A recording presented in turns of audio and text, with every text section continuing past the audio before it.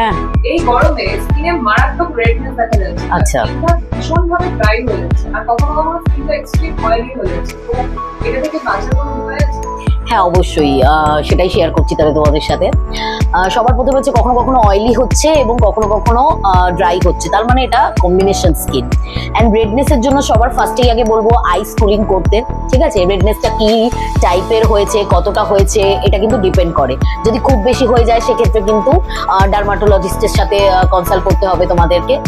আর যদি খুব না হয়ে গিয়ে থাকে, অল্প থাকে, তাহলে কিন্তু এটা থেকে বাঁচার একটা উপায় হচ্ছে কি আইস কুলিং দাও ফেসে। অ্যান্ড অবশ্যই কিন্তু রেডনেস থাকলে কোনো রকম কোনো টোনার ইউজ করা যাবে না, সেখানে ময়শ্চারাইজার ইউজ করতে হবে। আমি এই ভিডিওর মধ্যে দুটো ময়শ্চারাইজার তোমাদেরকে রেকমেন্ড করে দিচ্ছি, যার পিকচার দেখে তোমরা ইজিলি যে কোনো শপ থেকে অথবা নাইকা থেকে এই প্রোডাক্টগুলো তোমরা পেয়ে যাবে এবং এটা কিন্তু তোমরা একদম ইউজ করতে পারো, এতে খুব ভালো ফল পাবে। আচ্ছা, ড্রাই কখনো কখনো স্কিন হয়ে যাচ্ছে আর কখনো কখনো অয়েলি হয়ে যাচ্ছে, ঠিক আছে, এটা কিন্তু কম্বিনেশন স্কিনের আন্ডারে পড়ে। অ্যান্ড আমি সবার আগে বলবো এই ধরনের স্কিনকে বেটার রাখার জন্য সিটিএম ফলো করতে হয়।